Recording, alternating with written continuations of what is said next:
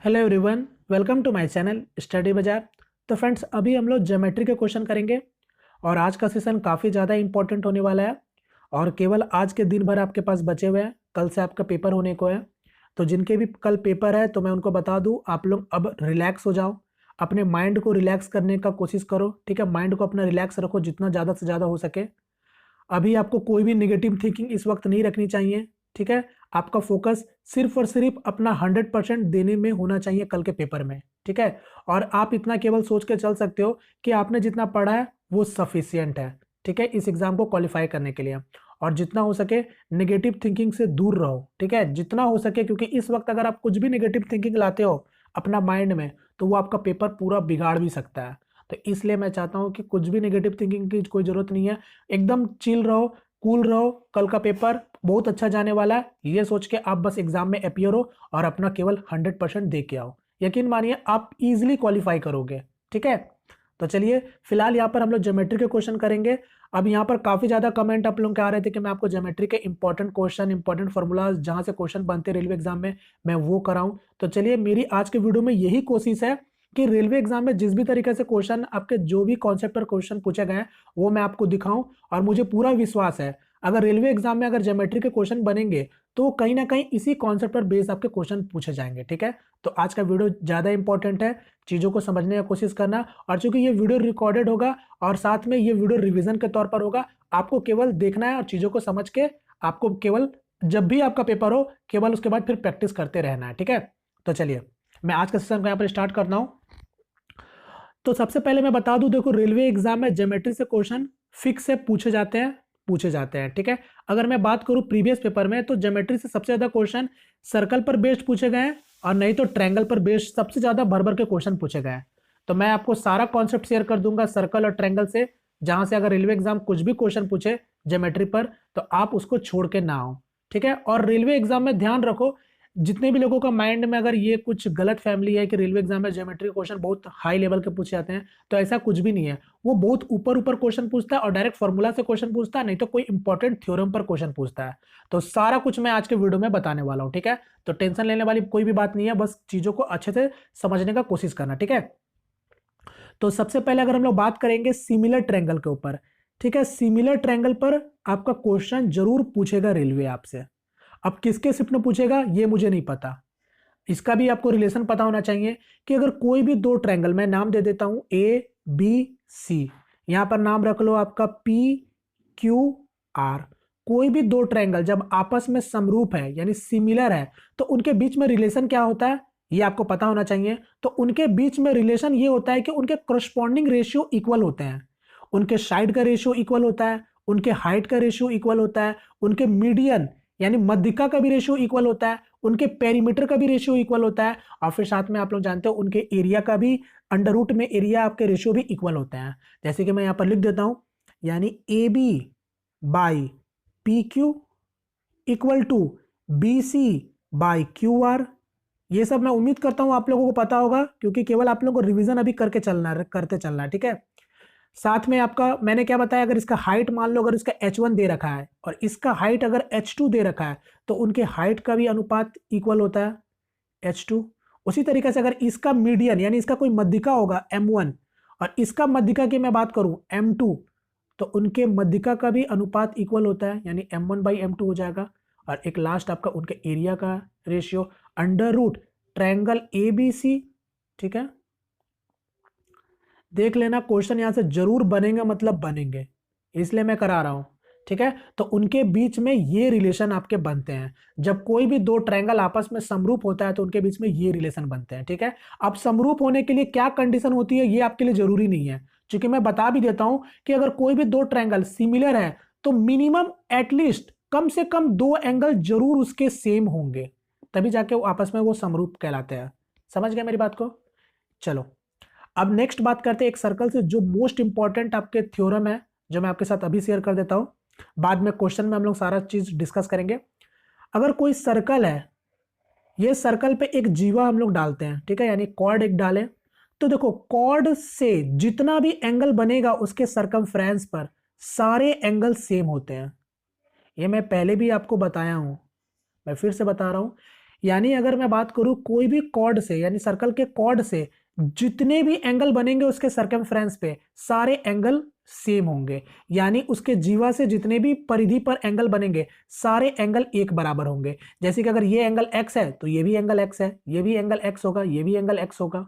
समझ गए मैंने क्या बताया कि उसके जीवा से जितने भी एंगल बनेंगे उसके परिधि पर सारे एंगल क्या होंगे, एक बराबर होंगे। अब वो कैसे भी आपको फिगर में दे के आपसे पूछ सकता है, मगर आपको पता होना चाहिए कि सारे एंगल आपके सेम होंगे। क्लियर, ये भी आप समझ गए। यहां से क्वेश्चन बहुत पूछ चुका है रेलवे आपसे। क्लियर हो गया। अब एक नेक्स्ट चीज बात करेंगे, ये पूरा फुल सर्कल का हो गया था, अब बात करते हैं सेमी सर्कल में। ये हो गया अर्धवृत्त, ठीक है, इसका डायमीटर मान लो a और इसका डायमीटर मान लो b। अब सेमी सर्कल में अगर इसके इस डायमीटर से जितने भी एंगल बनेंगे उसके सर्कमफ्रेंस पे सारे एंगल राइट एंगल होंगे, ठीक है, समझ गए। यानी इसके व्यास से जितने भी उसके परिधि पर एंगल बनेंगे सारे एंगल समकोण कहलाते हैं, यानी 90 डिग्री बनते हैं। यह भी आपको पता होना चाहिए, ठीक है, ये भी आप याद रखो। चलो एक और इंपॉर्टेंट चीज जहां से आपके डायरेक्ट क्वेश्चन बनते हैं वो भी मैं बताता हूं। कोई भी सर्कल है, ठीक है, जैसे कि मान लो ये कॉर्ड फिर से हो गया, कोई ए हो गया, ये बी कॉर्ड हो गया और ये सर्कल का केंद्र हो गया यानी सेंटर हो गया। अब देखो कोई भी कॉर्ड से उसके सेंटर पर बने एंगल, ठीक है, कोई कॉर्ड से सेंटर पर बने एंगल, हमेशा याद रखना है कि कॉर्ड से बना एंगल सेंटर पर वो क्या होता है, डबल होता है। वो क्या होता है, डबल होता है उसी कॉर्ड से सर्कमफ्रेंस पर बने एंगल का। समझ गए मेरी बात को। मैंने क्या बोला है कि कोई भी जीवा से उसके केंद्र पर बने एंगल हमेशा डबल होता है उसी जीवा से उसके परिधि पर बने एंगल का। यानी अगर देखो इसी जीवा से यानी इसी कॉर्ड से आपका एंगल बन रहा है उसके परिधि पर, और ये सेंटर पर अगर एंगल x बना है तो इसके परिधि पर एंगल क्या होगा, x/2 होता है। समझ गए ये भी चीज। मोस्ट इंपॉर्टेंट चीज अभी मैंने आपके साथ शेयर किया है, डिस्कस किया है ये चीज को भी आपको याद रखना होगा। यहां से क्वेश्चन डायरेक्ट आपको देखने को मिलेंगे आपके पेपर में, ठीक है, ये भी आप समझ गए। चलो अब मैं यहां पर इसको हटाता हूं, अब हम लोग डायरेक्ट क्वेश्चन की ओर आते हैं। अब जितना भी इंपॉर्टेंट फॉर्मूलाज होंगे और भी बहुत सारे थ्योरम है, अब हम लोग सारा कुछ क्वेश्चन में डिस्कस करेंगे, ठीक है। चलिए पहला क्वेश्चन आपके सामने है, फिलहाल आप लोग इसको ट्राई कर सकते हो जल्दी से वीडियो पॉज करके अपने हिसाब से। यह क्वेश्चन ग्रुप डी में पूछा गया था। एक चीज मैं और बताता हूं, यह चीज आपको पता होना चाहिए कि कोई भी स्ट्रेट लाइन पर एंगल कितने डिग्री का फॉर्मेशन होता है, तो 180 डिग्री का फॉर्मेशन होता है ना, यह भी पता होना चाहिए। चलो अब ट्राई करो। पहला क्वेश्चन में क्या बोला, दिए हुए प्रश्न को पढ़े और तय करें कि कौन सा सूचना प्रश्न का उत्तर देने के लिए पर्याप्त है। यह हो गया प्रश्न। आपको केवल बताना है कि कथन 1 और कथन 2 दोनों में से मतलब देख के बताओ कि कौन सा कथन पर्याप्त होगा इसका आंसर देने के लिए। आपको आंसर देना नहीं है, केवल बताना है कि पर्याप्त कौन सा होगा कथन। ये मान लो कुछ भी एंगल आपको हो सकता है 72 या 12 जो भी। अब अगर पहला स्टेटमेंट का अगर हम लोग ध्यान देते हैं तो आपसे पूछा क्या था पहले क्वेश्चन में, देख लो ACD पूछा था, यानी ये वाला एंगल पूछ रहा है, एंगल x एंगल आपसे पूछ रहा है। तो आप जानते हो कि कोई भी ट्रायंगल में इंटीरियर एंगल का सम कितना होता है, 180 डिग्री का सम होता है। तो यानी अगर ये 72 डिग्री है, ये 69 डिग्री है, तो ये वाला एंगल बहुत आसानी से आप निकाल सकते हो। ये एंगल कुछ भी मेरा हो सकता है, y डिग्री हो सकता है, मतलब निकाल सकते हो ना, क्योंकि आपको वैल्यू पता है 2 एंगल, तो तीसरा एंगल भी आसानी से निकाल लोगे। और जब ये वाला एंगल निकाल लोगे तो ये वाला एंगल आप आसानी से नहीं निकाल लोगे। अभी तो मैंने बताया कोई भी स्ट्रेट लाइन पर एंगल कितने डिग्री का फॉर्मेशन होता है, 180 डिग्री का। तो अगर ये एंगल y डिग्री या फिर कुछ भी हो तो ये क्या हो जाएगा, 180 डिग्री माइनस y हो जाएगा। यानी आप इस स्टेटमेंट से आंसर दे दोगे इस क्वेश्चन का। तो यानी ये तो आपका सही है, मतलब इसे पर्याप्त है। अगर दूसरा स्टेटमेंट की बात करें तो क्या बोला था, angle ACB 180 degree minus x होगा। यानी ACB यानी यही वाला एंगल की बात कर रहा है, angle ACB 180 degree minus s होगा। तो देखो अब मुझे आप ही लोग बताओ, केवल कथन 2 आपका पर्याप्त हो पाएगा इसका आंसर देने के लिए, केवल कथन 2। तो कथन 2 आपका कभी पर्याप्त नहीं होगा इसका आंसर देने के लिए, क्योंकि आपके पास फिगर भी तो होना चाहिए ना। और कथन 2 में तो केवल बोला गया है कि ACB equal to 180 degree minus x degree है, यानी इसका आंसर देने के लिए केवल 1 पर्याप्त है। तो बस इसका आंसर हो जाएगा ऑप्शन नंबर बी, ठीक है, समझ गए मेरी बात को। चलो नेक्स्ट क्वेश्चन कर बढ़ते हैं। नेक्स्ट क्वेश्चन इसको देखो, ये भी रेलवे में क्वेश्चन पूछा जा चुका है। यहां पर क्या बोला, दिए गए त्रिभुज ABC में एंगल A 40 डिग्री है, BP और CP क्रमश एंगल B एवं एंगल C के सम विभाजक हैं, तो एंगल BPC का मान बताओ। अब देखो इस कॉन्सेप्ट पर भी बेस क्वेश्चन बनते हैं आपके, जैसे कि आपको दिख रहा होगा। अब इसका भी आप फॉर्मूला आप याद कर लो, ठीक है। मैं आपको बता दे रहा हूं, इसका पर आपके पहले कॉन्सेप्ट में शेयर कर देता हूं। देखो कोई भी ट्रायंगल हो, कोई भी ट्रायंगल, अगर मैं बात कर रहा हूं एंगल ए हो गया, ये एंगल बी हो गया और ये एंगल सी हो गया, तो याद कर लो कि कोई भी ट्रायंगल ए बी सी अगर एंगल बी बाइसेक्ट करके angle C bisect, angle B का बाइसेक्टर और एंगल सी का बाइसेक्टर अगर इंटरसेक्ट करता है कोई भी पॉइंट पर, जैसे कि मान लो ये ओ पॉइंट हो गया, तो यहां पर मेरा एंगल बी ओ सी का मान कितना होता है, ये होता है मेरा 90 डिग्री प्लस एंगल ए का आधा के बराबर होता है। समझ गए मैंने क्या बताया कि कोई भी ट्रायंगल का दो एंगल, एंगल बी और एंगल सी, कोई भी दो एंगल बाइसेक्ट करता है इंटरनली ओ पॉइंट पर, ठीक है, ओ पॉइंट पर इंटरसेक्ट करता है, तो यहां पर मेरा मान क्या हो जाएगा, angle B O C 90 degree plus angle A का आधा के बराबर होगा। अब इसी क्वेश्चन को अगर आप देखोगे थोड़ा ध्यान से तो बताओ, यहां पर वही तो बोला गया, एंगल ए 40 डिग्री है, बीपी सीपी क्रमश एंगल बी एवं एमसी को समविभाजक है, यानी बाइसेक्ट कर रहा है, तो एंगल बीपीसी का मान बताओ, यानी ये वाला एंगल आपसे पूछा है, तो इसका आंसर अब क्या हो जाएगा, तो 90 डिग्री प्लस एंगल ए कितना है 40, तो आधा कितना हो जाएगा 90 और 20 110, यानी इसका आंसर हो जाएगा ऑप्शन नंबर सेकेंड। अब अब एक चीज मैं और बता रहा हूं, अब क्वेश्चन में आपको घुमा के भी पूछ सकता था, अब आपको ये चीज ना देके, एंगल ए ना देके आपको ये वाला चीज दे देता और आपसे एंगल ए भी पूछ सकता है, तो फिर क्या करना है, इसी फॉर्मूला के मदद से आपको कुछ भी, दोनों में से कोई भी एक चीज दिया जाएगा, आपसे कुछ भी पूछ सकता है, ठीक है। समझ गए ये चीज, उम्मीद करता हूं सभी लोगों को समझ आ गया होगा। और साथ में मैं अगर एक चीज और बता देता हूं, अगर इसको क्वेश्चन को और अगर रेलवे अगर और हार्ड करना चाहे तो वो क्या करेगा, आपको एक्सटर्नली बाइसेक्ट करेगा। अभी तो आपका इंटरनली बाइसेक्ट हुआ था ना, अंदर में आपका काट रहा था, ये मान लो ये बी हो गया, ये सी हो गया, अब आपका बाहर में काट रहा है, दोनों एक दूसरे को बाइसेक्ट कर रहा है, इंटरसेक्ट कर रहा है, ठीक है। ये मान लो आपका अब ये ओ पॉइंट हो गया, तो यहां पर मेरा एंगल बी ओ सी क्या होगा, ये हो जाएगा जस्ट उल्टा, यानी 90 डिग्री माइनस हो जाएगा बस, और एंगल ए का आधा। समझ गए मेरी बात को, तो कोई भी आपको कुछ भी दे सकता है आपको, मगर एक एंगल जरूर आपसे देगा, और फिर कोई भी इंटरनली में बाइसेक्ट करे या एक्सटर्नली में बाइसेक्ट करे, कुछ भी पूछे, अगर इंटरनली में बाइसेक्ट कर रहा है तो प्लस हो जाएगा फॉर्मूला में, अगर आपका एक्सटर्नली में बाइसेक्ट कर रहा है यानी बाहर में अगर बाइसेक्ट कर रहा है तो फिर आपका क्या हो जाएगा, माइनस हो जाएगा। क्लियर, उम्मीद करता हूं चीजें आपको समझ आ चुकी है, बस इतना काफी है। इस थ्योरम से क्वेश्चन अगर बनेंगे तो बस इतना से ही आपके बनेंगे कहीं ना कहीं, ठीक है। चलो नेक्स्ट क्वेश्चन, इसको ट्राई करो। मैंने ज्यादा क्वेश्चन नहीं रखा, मैंने केवल इंपॉर्टेंट जो भी थ्योरम पर क्वेश्चन बने उसी को मैंने रखा है आपके सामने। चलो इसको ट्राई करो। नीचे दिए गए चित्र में ए बी सी एक समबाहु त्रिभुज है, इसलिए एंगल डी और एंगल ई का मान बताओ। यानी क्या बोला है, एंगल ए बी सी एक इक्विलैटरल ट्रायंगल है। इक्विलैटरल ट्रायंगल मतलब आप समझते हो तीनों साइड बराबर होंगे। आपसे एंगल डी और एंगल ई का मान पूछ रहा है। अब ट्राई कर लो जल्दी से आप लोग। अभी मैंने आपसे क्या पूछा था, एंगल डी और एंगल ई, यानी ये वाला एंगल आपसे पूछा है।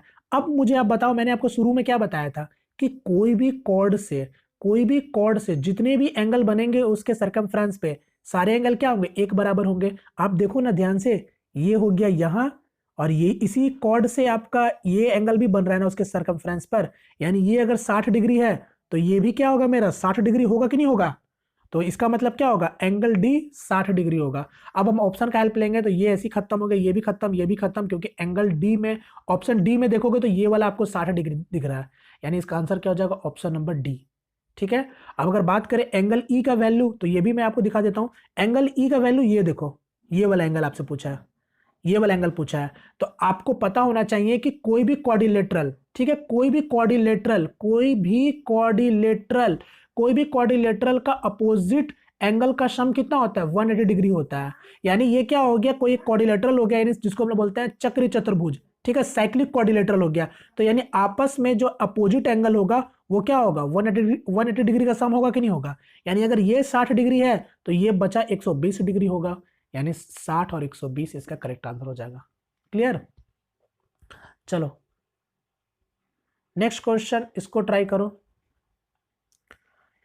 अब देखो उसी पर बेस्ड है, जल्दी से आप लोग ट्राई कर लो। क्या बोला, दो समरूप त्रिभुज का क्षेत्रफल क्रमश 121 वर्ग सेंटीमीटर और 64 वर्ग मीटर है। यदि पहले त्रिभुज का मध्यिका 12.1 मीटर है तो दूसरे त्रिभुज का मध्यिका क्या होगा।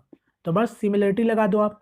अभी मैंने बताया ना, इसका आपको एरिया दे रखा है और इसका मध्यिका दे रखा है, तो करस्पॉन्डिंग रेशियो इक्वल होता है। तो यहां पर हम लोग क्या करेंगे, अंडर रूट इसका एरिया क्या हो जाएगा 121 बाई, और इसका एरिया क्या दे रखा है, एक ठोका 64 दे रखा है, इक्वल टू मध्यिका क्या दे रखा है 12.1, यानी 12.1 हो गया। और दूसरे त्रिभुज का मध्यिका पूछा है, तो दूसरे त्रिभुज का मध्यिका हम लोग x मान लेते हैं। अब आप सॉल्व कर सकते हो, ये अंडर रूट से बाहर निकलेगा तो क्या हो जाएगा 11 हो जाएगा, और ये 8 हो जाएगा। अगर मैं हम लोग बात करेंगे ये 11 और 8 हो गया, तो यहां से हम लोग काट देंगे, कितने बार में कट जाएगा आपका 1.1 टाइम में कट जाएगा, यानी x का वैल्यू क्या हो जाएगा 8.8। इसका आंसर हो जाएगा ऑप्शन नंबर 3। ठीक है, तो कुछ भी आपसे पूछ सकता है, ठीक है, समरूप में। और क्वेश्चन में बेसिकली आपको बता भी दिया जाता है कि आपस में वो समरूप है, ऐसा जरूरी नहीं आपको पता लगाना पड़ेगा कि वो लोग समरूप है या नहीं है। अभी इस क्वेश्चन को ट्राई करो, ये भी क्वेश्चन आपका एनटीपीसी में पूछा गया था। यहां पर जो क्या बोला, यदि LMN UVW समरूप त्रिभुज है तो S का मान ज्ञात करें, यानी सिमिलर ट्रायंगल है। अब आपको S का मान बताना है। यहां पर केवल फिगर में आपको कंफ्यूज करने के लिए इस तरीके से दे रखा है, आप लोग इसको भी ट्राई कर सकते हो। ये देखो, ये जो 32 लिखा हुआ है ना, ये इस वाले भुजा का साइड लिखा हुआ है, ये थोड़ा सा उधर प्रिंट कर दिया गया है। ठीक है, ट्राई करो जल्दी से आप लोग इसको। तो चलो, यहां पर LMN आपको देखो, ये मैं लिखता हूं पहले NM बराबर VW हो जाएगा, इक्वल टू उसी तरीका से LM बराबर UV हो जाएगा, मतलब VU लिख सकता हूं मैं। समझ गए मेरी बात को। तो NM का वैल्यू कितना दे रखा था 7 दे रखा था, VW का वैल्यू कितना दे रखा था 28 दे रखा था, LM का वैल्यू क्या दे रखा था तो S दे रखा था, और S का ही मान आपको बताना था। और VU यानी आपका UV का वैल्यू कितना दे रखा था तो 32 दे रखा था। ये 32 को यहां ना लिख के वहां लिख दिया। सॉल्व कर लो अब आप यहां से। तो 7 से काटोगे 4 बार में, 4 से काटोगे इसको 8 बार में, यानी S का वैल्यू क्या आ गया 8, यानी इसका करेक्ट आंसर हो जाएगा ऑप्शन नंबर 3। ठीक है, एक क्वेश्चन इसको ट्राई करो, ये भी आपको ग्रुप डी में पूछा गया था, डेटा सफिशिएंसी से क्वेश्चन।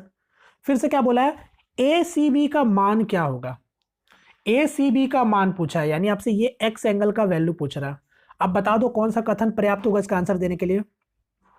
तो देखो पहला तो एक चीज देखो, दूसरा स्टेटमेंट से केवल आप इसका आंसर कभी नहीं दे पाओगे, क्योंकि फिगर आपके पास है ही नहीं, यानी ये आंसर तो कभी होने से रहा नहीं। ठीक है, अगर अब बात करेंगे पहला फिगर में देखो एक्स का वैल्यू बताना है और कोई एंगल आपको दिख नहीं रहा है, तो इसका मतलब केवल पहला स्टेटमेंट से भी आप आंसर नहीं दे पाओगे।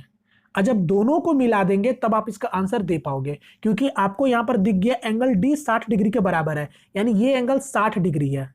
तो आपको मैंने क्या बताया था कि जीवा से उसके परिधि पर जितने भी एंगल बनेंगे वो सब एक बराबर होंगे, यानी अगर ये x है तो ये भी x होगा, और x का वैल्यू यानी डी एंगल डी आपको 60 डिग्री दे रखा है, तो x का वैल्यू भी क्या होगा 60 डिग्री होगा, यानी इसका आंसर क्या हो जाएगा 1 और 2 दोनों ही पर्याप्त है इसका आंसर देने के लिए।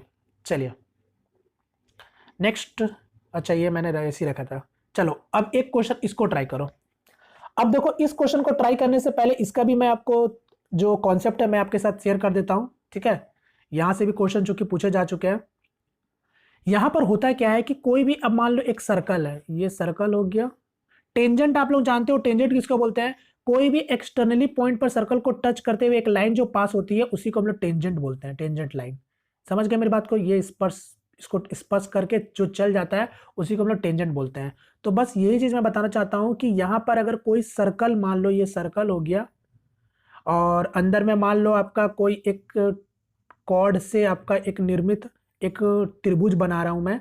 ठीक है, ये मान लो A हो गया, ये मान लो B हो गया, ये C हो गया। अब देखो ये जो B और C है, या फिर AB है और ये AC है, ये तीनों क्या है कॉर्ड है, और कॉर्ड से निर्मित बन के एक आपका ट्रायंगल बन रहा है। तो क्या होता है कि कोई भी कॉर्ड से मतलब आपका कॉर्ड है और जो टेंजेंट है उसको टच कर रहा है इस पॉइंट पर, यानी कॉर्ड और टेंजेंट से बना एंगल। ठीक है, कॉर्ड और टेंजेंट से जो भी एंगल जो बनता है, मान लो सपोज दैट अगर यहां पर एक्स एंगल बन रहा है, तो याद रखिएगा कि कोई भी टेंजेंट और कॉर्ड से बना एंगल उसके अल्टरनेट सेगमेंट के एंगल के इक्वल होता है। यानी अगर ये डिग्री, अगर ये वाला एंगल अगर एक्स डिग्री है तो ये भी इसके अल्टरनेट सेगमेंट में, तो यानी इसके यहां पर भी जो एंगल होगा वो क्या होगा एक्स डिग्री ही होगा। वैसे ही अगर अगर यहां से अगर देखेंगे कि कॉर्ड से और टेंजेंट से बना एंगल अगर ये y डिग्री है तो इसके अल्टरनेट सेगमेंट पे एंगल इक्वल होंगे, यानी ये क्या हो जाएगा, y डिग्री हो जाएगा। ये आपका अल्टरनेट सेगमेंट थ्योरम है। ठीक है, आपके लिए जरूरी अभी ये नहीं है कि कैसे हो रहा है, बस ये जरूरी है कि क्या हो रहा है। ठीक है, तो समझ लो अल्टरनेट सेगमेंट थ्योरम में क्या होता है कि कोई भी कॉर्ड और टेंजेंट से बना एंगल इक्वल होता है उसके अल्टरनेट सेगमेंट के एंगल का।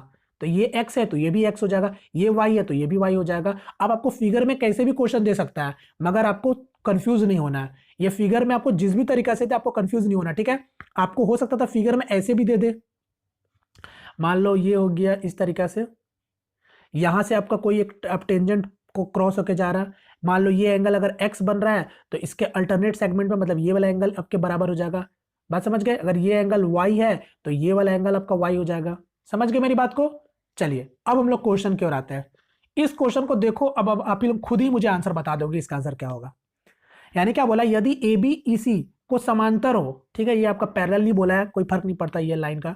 फिर क्या बोला, angle B C D 72 degree है, यानी ये वाला एंगल आपको दे रखा है कितना, 72 डिग्री।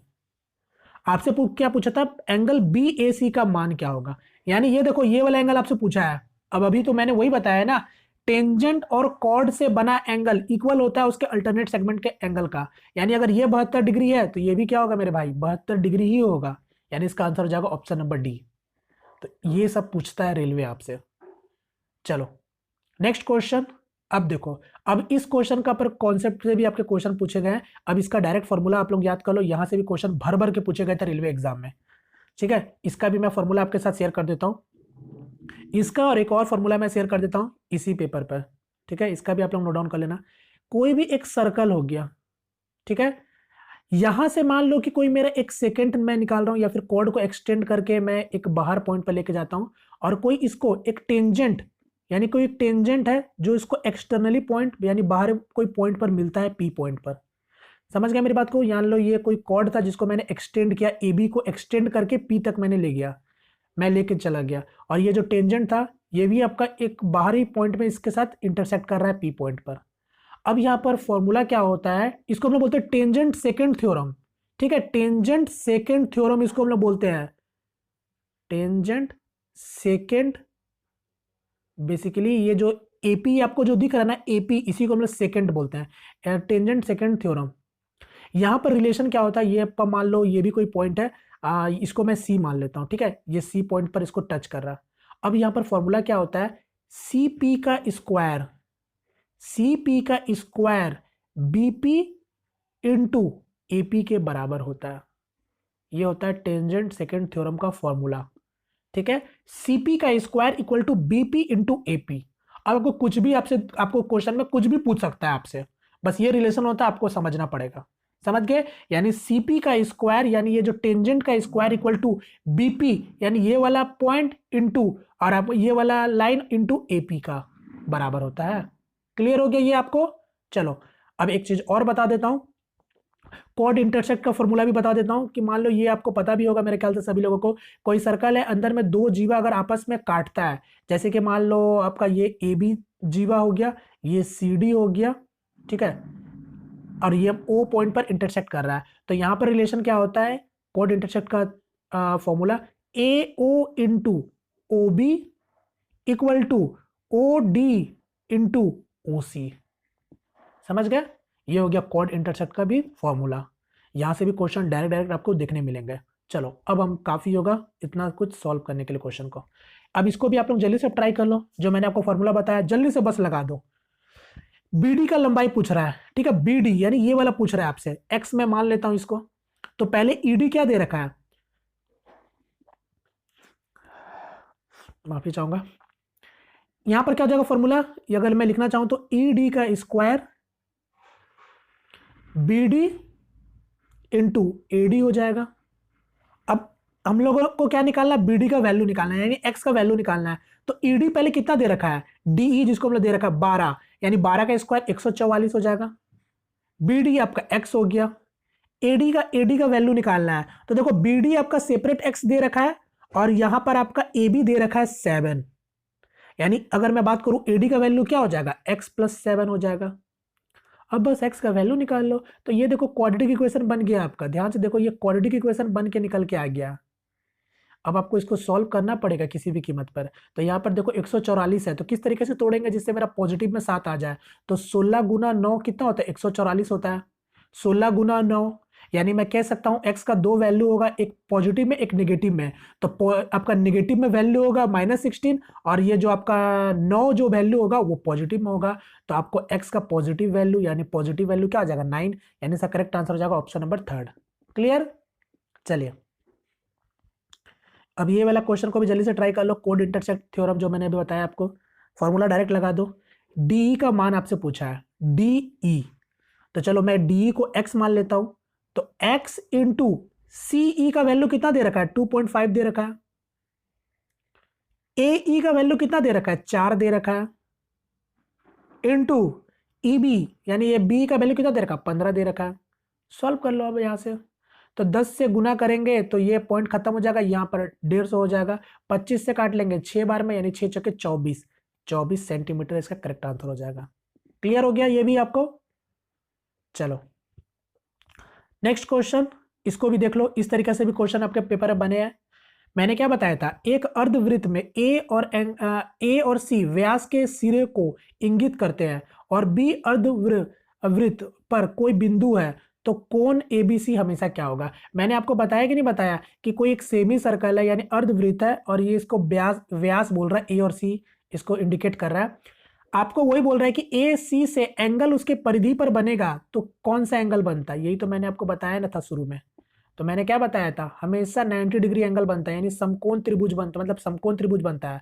यानी ये क्या हो जाएगा, समकोण यानी right angle triangle. Correct answer हो जाएगा ऑप्शन नंबर बी। ठीक है, समझ गए आप सभी लोग। एक तो और मैं चीज बताता हूं जो क्वेश्चन आपके ग्रुप डी में पूछा गए थे। ये नॉर्मल बेसिक नॉलेज से भी क्वेश्चन आपसे पूछ लेता है। कोई भी एक लाइन ड्रॉ करने के लिए आपको 2 पॉइंट की जरूरत पड़ती ही है। ठीक है, मिनिमम 2 पॉइंट होने चाहिए एक लाइन ड्रॉ करने के लिए। तो क्वेश्चन पूछा गया था कि कम से कम कितने बिंदु की जरूरत होती है एक लाइन ड्रॉ करने के लिए। ऑप्शन में दे देता है 2, 3, 4 इस तरीके से। समझ गए मेरी बात को।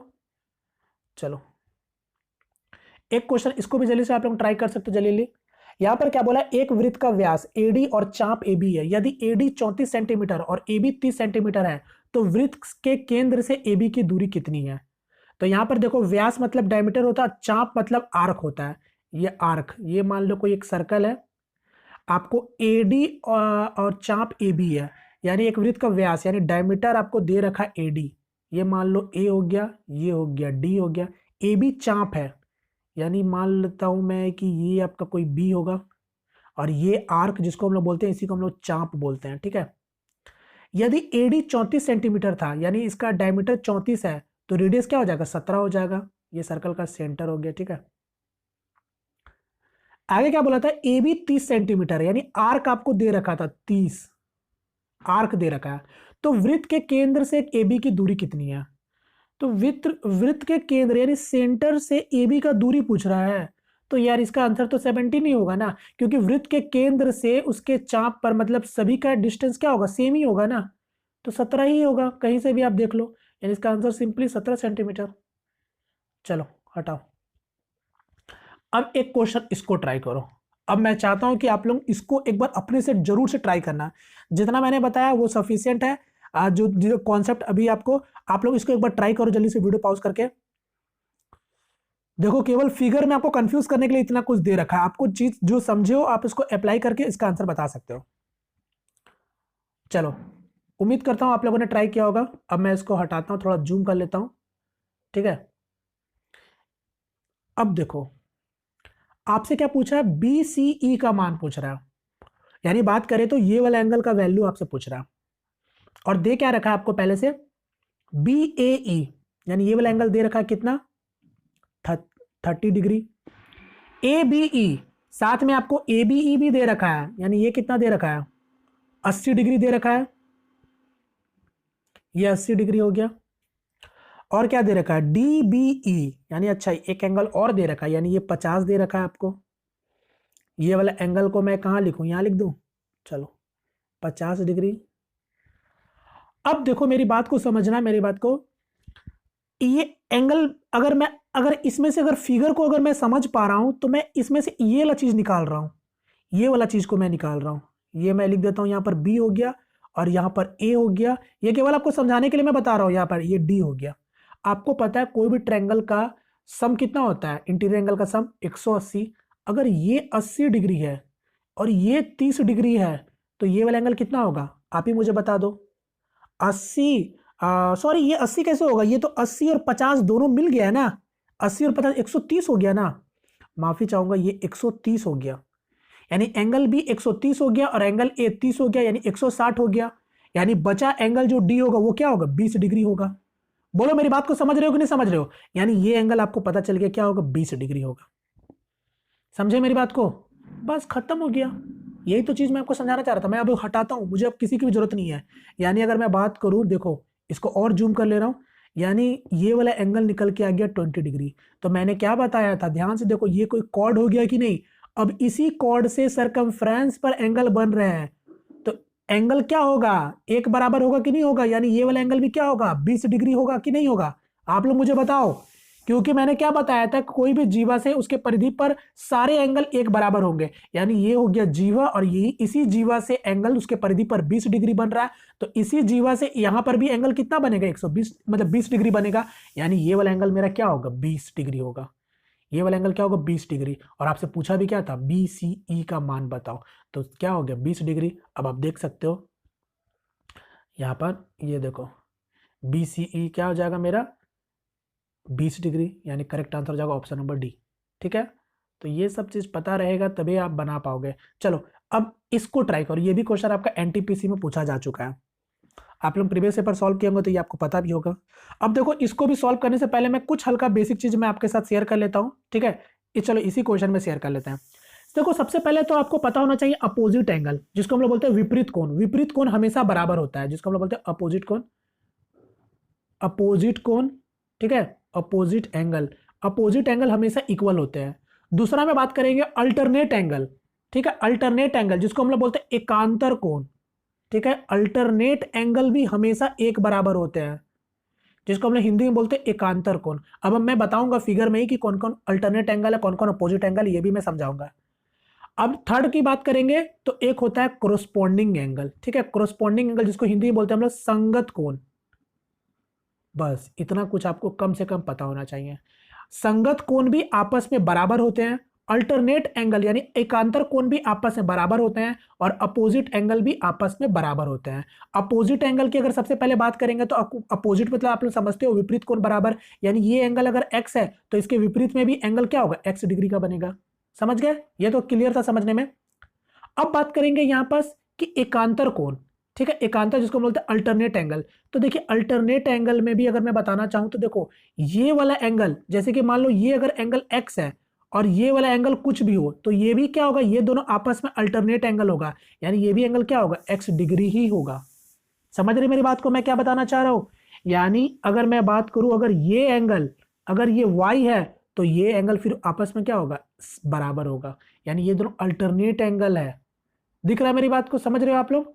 तो ये हो गया अल्टरनेट एंगल। जैसे अगर मैं इसी क्वेश्चन में अगर मैं देख रहा हूं तो एंगल 2 और एंगल 4 आपस में अल्टरनेट होगा, यानी ये एकांतर कोण होगा और एकांतर कोण बराबर होते हैं। समझ गए मेरी बात को। अब उसी तरीके से एक आपका कोरोस्पोंडिंग एंगल, तो कोरोस्पोंडिंग एंगल भी आप समझ लो, बहुत सिंपल है कोरोस्पोंडिंग एंगल। जैसे कि मान लो ये यहां पर कोई कोई दो समांतर रेखा है जिसको तिर्यक रेखा इंटरसेक्ट कर रहा है, यानी आपका तिर्यक रेखा इसको प्रतिच्छेद कर रहा है। तो ये मान लो एंगल 1 हो गया, ये 2 हो गया, ये 3 हो गया, 4 हो गया, या मान लो ये भी पॉइंट पर 6 हो, 5 6 7 8। तो कोरोस्पोंडिंग एंगल क्या होता है, ये सब होता है एंगल। ये एंगल 2 और एंगल 6 ये कोरोस्पोंडिंग एंगल है, यानी संगत कोण बराबर होता है। यानी 2 और एंगल 6 सेम होगा, एंगल 4 और 8 सेम होगा। उसी तरीके से एंगल 1 और 5 भी कोरोस्पोंडिंग एंगल आपस में, ये 3 और 7 भी कोरोस्पोंडिंग एंगल है। अब फिगर में आओ, कोरोस्पोंडिंग एंगल कौन सा हो जाएगा यहाँ पर, ये 3 और ये 8 आपका कोरोस्पोंडिंग एंगल हो जाएगा। यहां पर भी अगर कोई एंगल होता तो ये और 3 ये आपका कोरोस्पोंडिंग एंगल कहलाता। क्लियर हो गया। अब आप चीजें समझ चुके हो, अब क्वेश्चन की ओर आते हैं। मतलब अब क्वेश्चन को समझते हैं, क्योंकि फिगर में कुछ भी आपसे बना के पूछ सकता है, तो ये सब चीज अगर पता होगा तो आप आसानी से बना पाओगे। अब क्या बोला क्वेश्चन में, एक्स वाई और जेड समांतर रेखाएं हैं और टी उन सभी को छेदने वाला आड़ा ट्रांसवर्सल है। ठीक है, जैसे कि आपको बोला है यहाँ पर कोई 3 लाइन है जो आपस में पैरेलल है और इसको एक ट्रांसवर्स लाइन आपको इंटरसेक्ट कर रहा है। अब क्या बोला, निम्नलिखित में कौन से सूची के कोण नाप समान है, यानी आपसे पूछना चाह रहा है कि कौन सा इसमें सूची में ऑप्शन में आपको तीनों एंगल सेम है, ये आपको केवल बताना है। तो बता दो अब आप लोग तीनों एंगल कौन से सेम होंगे। तो देखो 2 3 5, पहले ऑप्शन को पकड़ रहे हैं, तो देखो 2 3 5, आप मुझे बताओ 3 और 5 तो सेम होंगे ही क्योंकि अपोजिट एंगल इक्वल होते हैं। अब यहां पर बताओ 3 और 2 कभी क्या सेम हो सकते हैं क्या, कोई भी सेम आपके एंगल सेम होंगे ही नहीं, यानी ये आंसर कभी नहीं हो सकता। समझ गए। उसी तरीके से ऑप्शन नंबर 2 को चेक करो, 2 6 8, तो ये हो गया 2, ये हो गया 6, ये हो गया 8। तो अभी मैंने बताया ये 6 और ये 8, देखो ये दोनों तो समान होगा ही नहीं, यानी इसको भी आप काट सकते हो। ऑप्शन नंबर थर्ड 4, मैं इसको हटाता हूं सभी को अभी। ऑप्शन नंबर थर्ड में क्या बोला है, 4 5 7 को देखो, तो ये देखो 4 यहां हो गया, 5 यहां हो गया और 7 यहां हो गया। अगर हम लोग बात करें तो देखो 4 और 5 ये क्या कभी समान होगा आपस में, नहीं हो सकता यार, क्योंकि आपको पता है स्ट्रेट लाइन में एंगल 180 डिग्री का फॉर्मेशन होता है, तो ये 4 एंगल और ये 5 एंगल ये तो 180 डिग्री का सम होगा, ये तो आपस में समान हो ही नहीं सकता, यानी ये तीनों ऑप्शन कट चुका है, यानी इसका आंसर ऑप्शन नंबर डी होगा। देख लो ये 1, ये 4 और ये 9। अब ये चीज आप समझ पाना, अच्छे से समझना, 1 और 4, तो मैंने क्या बताया था, क्रोस्पोंडिंग एंगल इक्वल होते हैं, तो देखो ये एंगल 1 और एंगल 4 बराबर हुआ कि नहीं हुआ, हुआ, इक्वल टू 9 के साथ है ना रिलेशन। अब आपको बताओ ना, मेरे बात को समझना, 4 एंगल और एंगल 6 ये भी बराबर होंगे आपस में, कैसे, अपोजिट एंगल इक्वल होते हैं, इक्वल टू 6 के साथ 7 को मैं रिलेट कर रहा हूं क्योंकि अल्टरनेट एंगल बराबर होते हैं, यानी 6 एंगल और 7 एंगल ये भी क्या होगा, अल्टरनेट एंगल इक्वल होंगे।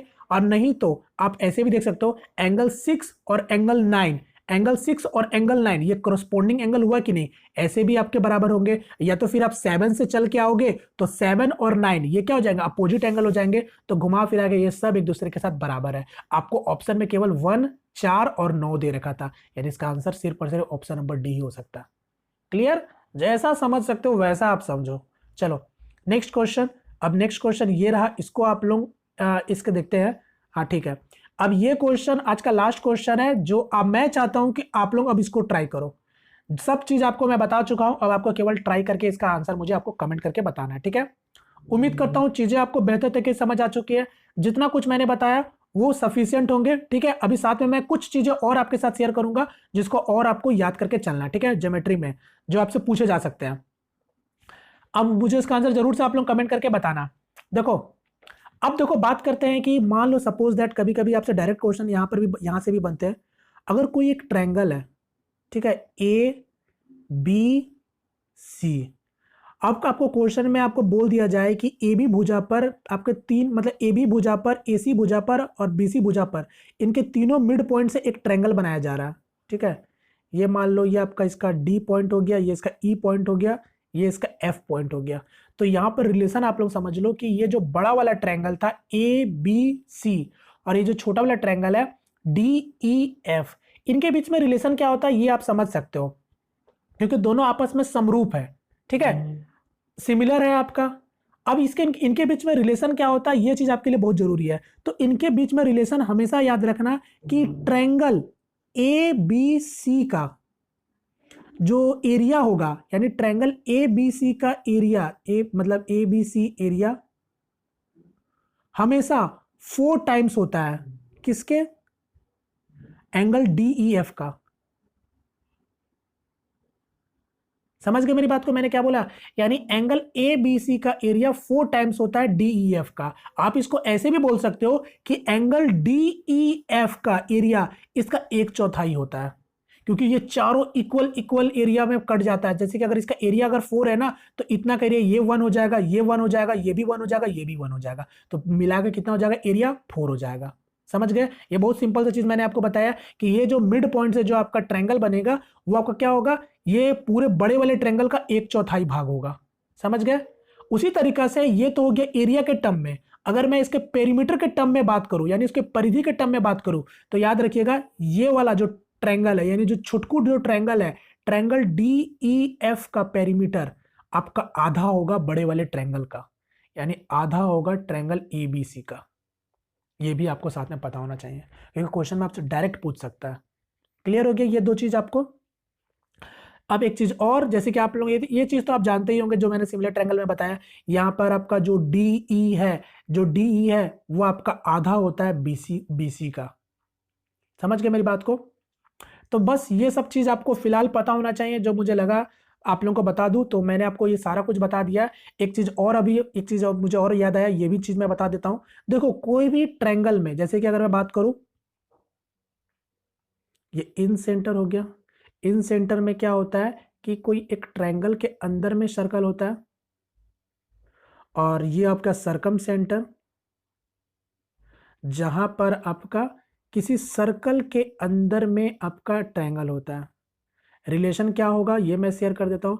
इसका मैं मान लेता हूँ कि इसका जो साइड है A होगा, और इसका भी साइड आपका मैं A मान लेता हूँ। अब इसका जो रेडियस होगा, ठीक है, ये इसका रेडियस मैं स्मॉल r लिख लेता हूँ, और इसका जो रेडियस होगा, इसका रेडियस मैं कैपिटल R मान लेता हूँ। अब इनके बीच में रिलेशन क्या होता है, तो इसका रिलेशन हो जाएगा आपका A बाई, यहाँ पर हो जाएगा √3, ठीक है, 2√3 हो जाता है इसमें। ये आपका स्मॉल r इक्वल टू, मतलब small r equal to A/2√3, ये हो गया ये वाला। और इसका रिलेशन क्या हो जाएगा, capital R equal to A/√3। बस उम्मीद करता हूं अब आपको समझ आ चुका है। यानी ये इन सेंटर हो गया, सरकम सेंटर हो गया। यहां से भी क्वेश्चन डायरेक्ट अगर पूछे गए तो फिर आप बना सकते हो। ठीक है, क्लियर हो गया अब आप लोगों को? और एक चीज और, अभी इसी के साथ एक और आपका, क्योंकि ये इसके ऊपर ऑलरेडी मैंने वीडियो बनाया है सरकम सेंटर और इन सेंटर के बारे में। आप मान लो कि कोई एक समकोण त्रिभुज है, यानी कोई एक आपका राइट एंगल ट्रायंगल है, और अगर उसके अंदर में कोई एक सर्कल है, ठीक है, और आपसे पूछ लिया जाएगा कि इस सर्कल का रेडियस बताओ, तो यहाँ पर क्या होता है, इसका भी रिलेशन होता है। ये आप लोग जानते हो परपेंडिकुलर बोलते हैं, इसको बेस बोलते हैं, और इसको हाइपोटेनस बोलते हैं। तो यहाँ पर इस सर्कल का जो रेडियस होगा वो क्या होगा, ये होगा P+B, और ये इसको माइनस कर दो हाइपोटेनियस से, यानी मैं कह सकता हूं H-P+B, अब बटा 2 से भाग दे देना। समझ गए? कुछ भी अगर आपको दे दिया जाए, अगर आपसे इसका रेडियस पूछ ले तो क्या हो जाएगा, H minus perpendicular plus base को जोड़कर उससे घटा के 2 से भाग दे देना, वही आपका रेडियस निकल के आ जाएगा समकोण त्रिभुज के अंदर का जो भी सर्कल होगा। क्लियर?